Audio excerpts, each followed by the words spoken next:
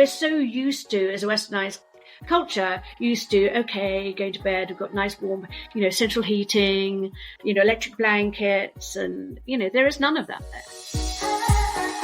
Welcome to the Crossing It Off podcast, where we believe living with intention through a bucket list lifestyle is a great way to bring yourself personal joy. As you are crossing items off your list, you're actually filling up your bucket. The more items you cross off, the more joy gets added, until eventually your joy spills over into the lives of those around you. Now let's start crossing it off together. Can you have too much passion in life? I don't think so. Our bucket list storyteller today lives a very passionate life where she does something incredible for other people that she loves and enjoys. But she also has a bucket list that is absolutely completely different than that life, where she wants to go out and have adventures and be a part of nature and do those kind of things. We can have more than one passion. Our bucket list storyteller today is a great example of that. Let's hear how she does it and start crossing it off. At this time, I'd like to welcome our bucket list storyteller. Her name is Melanie Rose, and she describes herself as interesting, courageous, outgoing, and curious. And if you recognize the voice, you might from the Netflix series How to Build a Sex Room, where she is the designer and builder for some people's dream. Melanie, welcome to the show. Thank you, Roger. It's lovely to speak to you. Yeah, this is great. So tell us, what did you cross off your bucket list? Visit to Nepal. So give a little background, like where's Nepal? Like if people are geography challenged, and what's it kind of like there? Just give it the gist of Nepal. Okay, so Nepal is what we would call a third world country. It's right next to India. It's a very tiny country, and its capital city is Kathmandu. Mm-hmm. And that's where I flew into. I was with my boyfriend at the time, and we were the last flight out of Gatwick Airport on Christmas Eve. Oof, that had to be rough. That sounds like a portion of the journey. It was. I mean, it was great. It was immense fun. We had stopovers in Frankfurt, and then a stopover in Dubai, and then gingerly landed in Nepal, in Kathmandu. Okay, so what made you want to put this on your bucket list and cross it off in the first place? What was the reason why you wanted to take that trip? I think it's because it is known as a third world country. I wanted to experience another culture. I was very lucky in my upbringing, but I wanted to visit somewhere that wasn't like a really known tourist attraction, aside from Mount Everest, of course. But I just wanted to experience a different culture. And Nepal is very, very different. And I was there for a month. Oh, wow. Slow travel through a small country. That's a lot. That's a lot. Yeah, it was. But it was so much fun, though. I mean, you can't beat it. I just landing at Kathmandu airport, two of us not knowing where we're going, mm-hmm. didn't have, I think my one requirement was I needed to book a hotel so that I knew when we got there, we had a place to stay for one night. That was my only requirement for this. So let's go back just a little bit. So you wanted to go someplace that was culturally different than where you were. Did you open a map and throw a dart at it? Or did you actually have a reason Nepal is the place? I think it was, let's go trekking in Nepal. Nepal Okay. is the place. Let's go. What kind of preparation did you have to do to make this trip? You said it was Christmas, so was there weather that you had to worry about? What did you do to prepare? Yes. So the most important thing was getting a really good pair of hiking boots. Actually getting a really good, comfortable backpack that could house everything that you would want for a month's stay or for a month's trek. Obviously, a very, very warm sleeping bag. And just layering in the clothing as well, and some thick socks and gloves.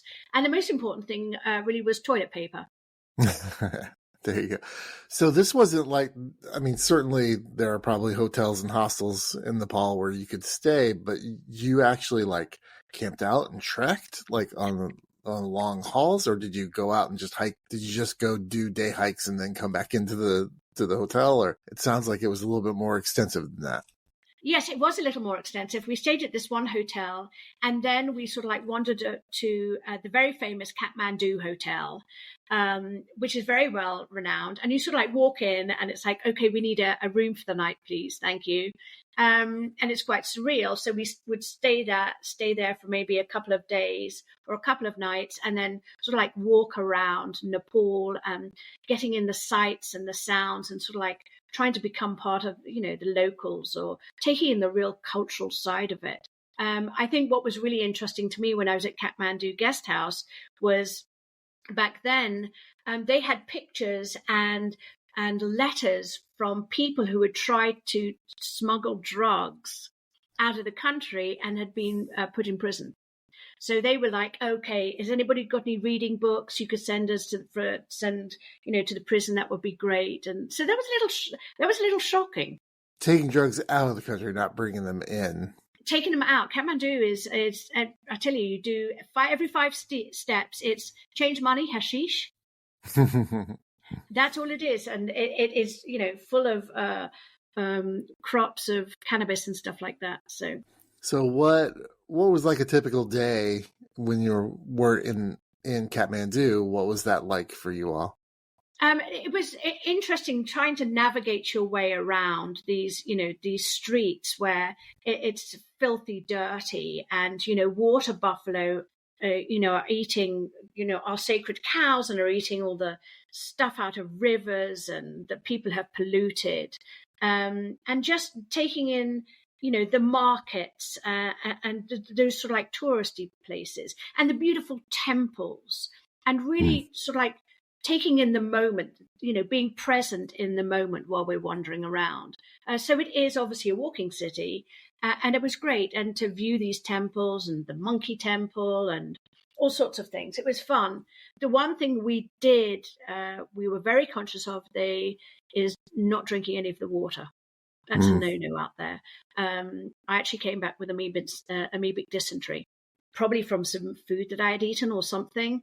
But you have to drink boiled water, and you have to be very careful about what you actually ate.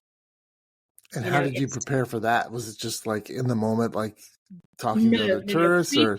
No, pre-prepared for that. There's a whole itinerary before we went to Nepal of series of injections, cholera and stuff like that you need to have taken care of before you actually travel there.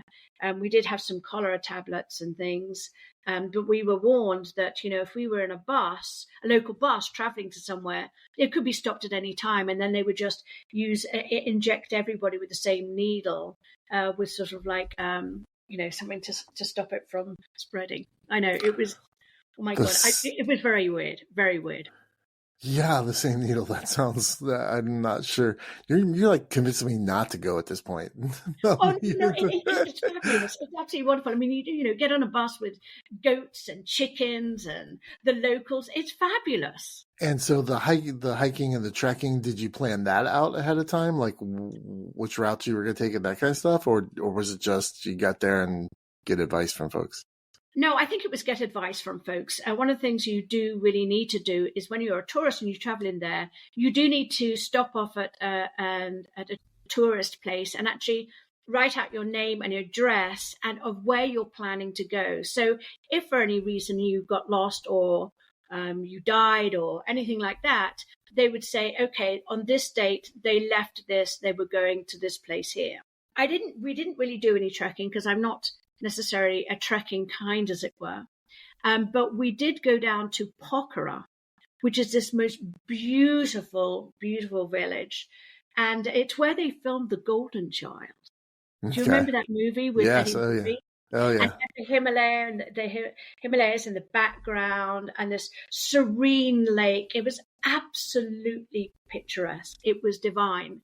And we did do a very long walk, which was a 7-hour hike, actually, up this mountainside and, through the greenery and passing, 4-year-old Nepalese kids hauling, branches back to their villages and stuff like that. And again, they'd go, change money, hashish. Even the kids. Oh, yes, yes. It's interesting. So you never really camped. It wasn't like you were backpacking necessarily. It was more of just like going and visiting places and seeing things. Yes, it was. And we would just go to a village and, like Pokhara, we'd arrive there and then we'd go, okay, where should we spend the night? And we'd go and look for a hotel that would take us. It's very interesting. The hotel down in Pokhara that we stayed at, they actually found a place that actually had a toilet, which was great. But it had one of those this is a bit graphic, but they had one of these old German toilets in there. And it was where you normally just poop and let it go and flush. This had a ledge. So when you pooped, it would just sit there and stare at you. And what you would do is check for worms. And then you would flush it away. Just to make sure you're doing all right inside. Yes, just to make sure. I mean, it was absolutely bizarre. I went to restaurants where it was just a hole in the ground and you'd have to squat and there we go. And, there'd never be any fucking toilet paper. So I'd make sure I've got wads of it stuffed into my pockets, There you go. So give us like one or two experiences that you had that you were really glad and brought you joy from doing those things while you were there. When I look back at it, my favorite trip was to Chitwan National Park. And in the park, in the reserve there, you are not allowed to, you have guides. We had two guides called Hariji and Bishna, and you are not allowed to carry any guns. So when we crossed the river and got into the jungle side of it, we went rhino trekking on foot. So you actually just break off big branches. Now, the key to tracking rhino on foot is what you're looking for is a mound of hot, steaming dung. So it's That's fresh. A pure giveaway that, yes, it's absolutely fresh.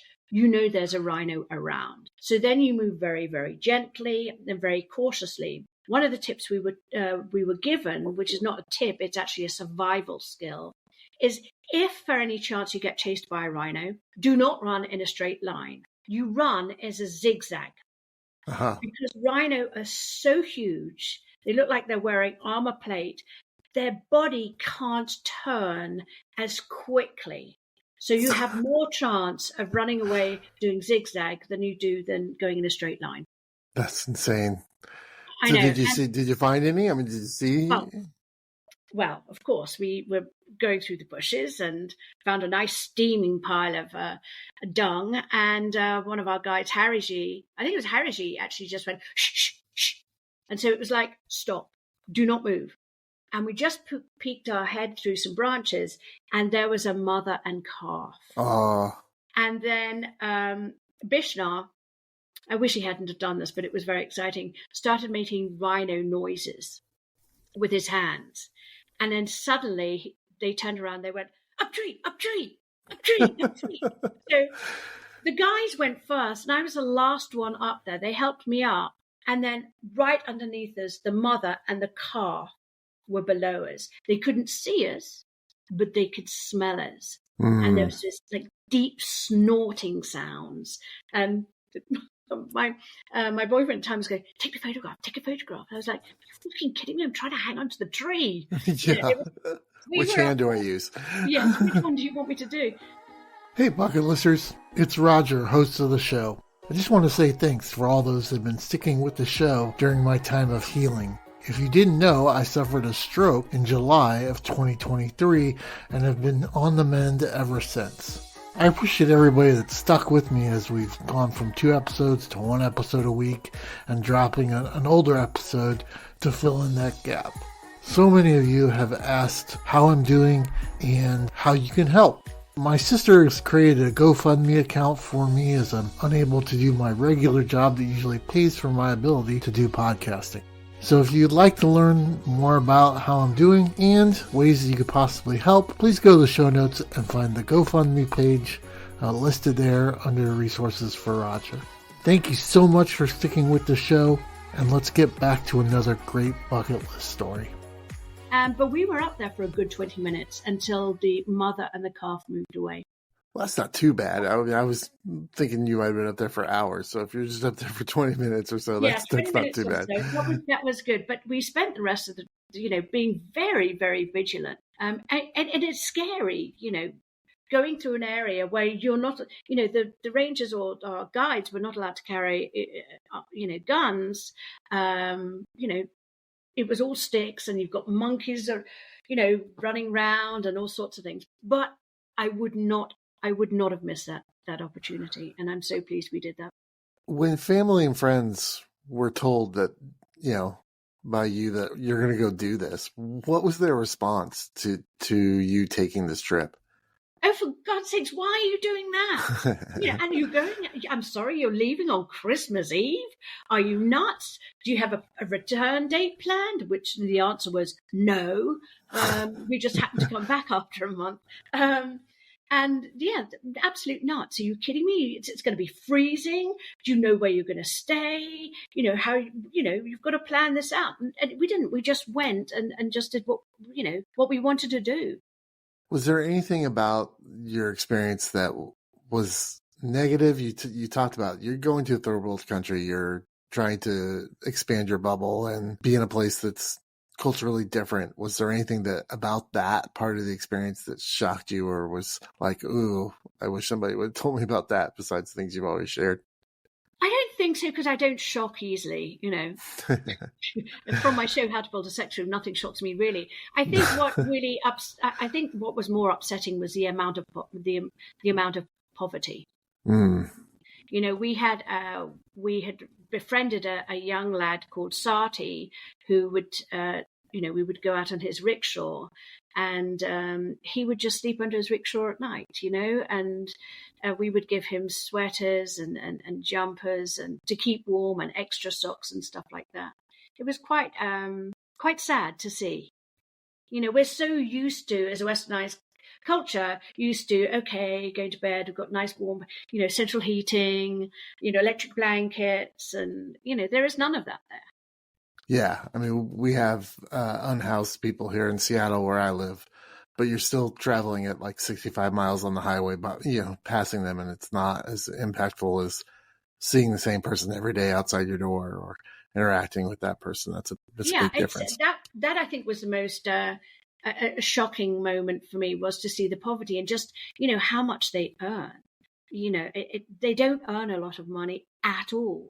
I mean, it's no wonder it's like change money, hashish. You get your rupee out and, give them something. So if you had to pick, and you had to say, this was my favorite moment, what would that have been? Well, I think the first moment was actually the event at Chitwan National Park, because the sunsets are beautiful. Mm-hmm. We were warned about tigers as well. I did go elephant riding through the jungle, and they were treated very well, I might add. I know we see, images coming back from places where they're not, it's a tourist thing, but they are captive animals, and there are herds of wild elephants out there. So, but they were well looked after, and we did go out and, trek rhino that way as well, but we were warned about tigers. So I would say the part to Chitwan National Park was great.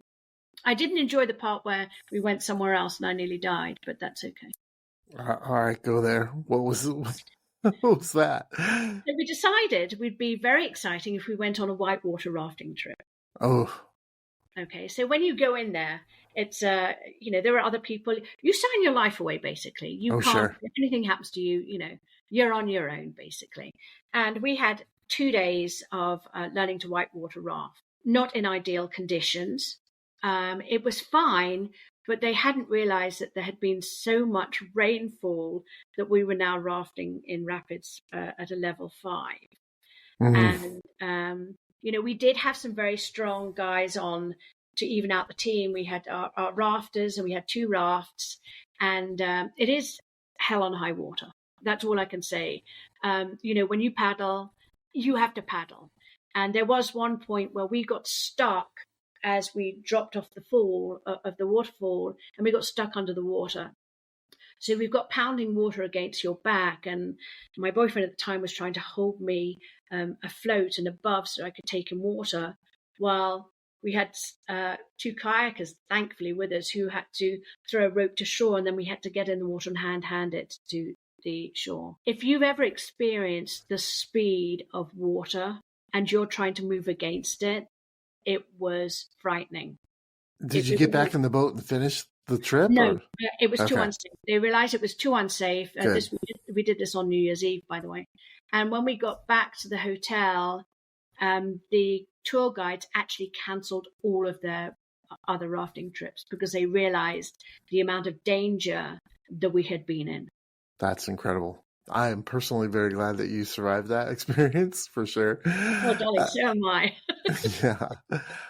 If someone was next to you and you were telling this story about your experience and they said, "Oh, I want to put Nepal on my bucket list and, I would like to go." What's that like one thing that you would say to them? You got to do X. What's the X? Besides just do it, right? Besides the Nike slogan, what would be something you would say? You got to do this. Go to Chitwan National Park. Okay. I mean, it was stunning. There are areas, obviously, if you have money, where you can play it very, very safe. But we did choose not to do that. We wanted to go on the wild side. That doesn't surprise me coming from you. No, we did want to go on the wild side. And I remember at Chitwan National Park, they have like an open air sort of like restaurant. There was only my boyfriend at the time and I and another two ladies there. And I remember having this most delicious sweet corn soup. And it was absolutely gorgeous. And we complimented so much. We said, what's the menu? What's the recipe for this? I want to do it. I want to take it back with me. And the chef came out holding a packet of MSG. Yikes. Oh, it was fun, but it was so good. It was so good. I would do it on the wild side, and you can't. It's hard to describe because it's such a personal journey, but it's so beautiful to see animals in their own environment as well. Melanie, if you look back on the trip and you've kind of assessed it and analyzed it, was there anything that you came out of that trip, like as far as Melanie being transformed or the way Melanie looks at the world? What was it like for you after you got back and landed? I had a deep appreciation for when I came back that we have fresh running water. We have toilets that flush. We have, toilet roll, and we can brush our teeth with tap water. I mean, I really think you get a sense of, okay, I'm living I'm living in luxury here because I can do all of those things. Yeah, even at the basic level, you're even at the basic level, yeah. And there's that deep appreciation for that. It's incredible. How has that kind of showed up in your life moving forward from that experience, having that knowledge and knowing that? Has that changed how you do things or think about things? I do. I mean, I'm always, my mum had this wonderful expression, always be nice to the bellboy on the way up. You never know when you might need him on the way down. I don't judge people. I try and be as open and transparent as I can and, appreciate that, I live in a world now where I have a gardener, but I still, find out what he's doing and how his family's doing. And, we get into conversations about things. And, I think you need to, let's put it this way. I'm not one of these snobbish people that will not talk to, I suppose, staff, as some people call them. That's not me. I talk to anybody and everybody. Awesome. Melanie, what's something else that you might have on your bucket list that you'd like to cross off? Safari, South Africa. I want to go to safari. That's what I would like to do. Specifically South Africa for any specific reason, or no, not really. I think it's finding the right safaris to go on, and again, seeing these animals in the wild. I have, and some people will hate me for this, but even though we have there are people that don't agree with having zoos and don't agree that animals should be locked up behind bars. But in another sense, we are saving their species by doing that. But I really want to see the wild animals, even though they are in protected areas. I'd like to see what it's like. That's my next thing. That's what I want to do. Is there any specific animal that you would like to see? Is there something that it's like, I want to see this thing? I don't know. Is it the top? I don't know if it's the top 5. I'd like to see lion. I'd like to see rhino, elephants. I'd love to see a cheetah, and if I get the chance to see a tiger, that would be great for me. Yeah, I had a guest on recently where she said that she wants to go on safari, and they picked someplace. I think it was in Zambia, but like it's just in a park, and you just go out there, and there's nothing between you and the lions or anything. It's like you just stay out in the tent. They Yeah, and go by. I braved it to Nepal. That was great. But I don't think that I would, under that circumstances, I think I would rather, see it in a different view. I think, I suppose going doesn't have to be South Africa, anywhere in Africa where I can appreciate animals in their true environmental background. That's what I want to do. That's what I want to take on board. That's awesome. Melanie, where can folks connect with you online? How can they find you and learn more about what you do? Because it's very interesting. And I would suggest if you haven't watched How to Build a Sex Room on Netflix, that you should go out and watch it. I think it's an awesome show, very inclusive, which I just thought was fantastic. And Melanie also graced my other podcast with my co-host Ruth, where we review TV shows, and that interview is also out. You can find that in the show notes. But Melanie, where can folks find you directly? Directly, really, through Instagram at Melanie Ruth Rose. And you'll see me there. The face will pop on. You'll go, oh, that's her. Or you can visit my website. Feel free to go there, where I have a list of things that I've been up to, and that's www.melanieruthRose.com. Okay, we'll put all those in the show notes so that people can click right away and find you.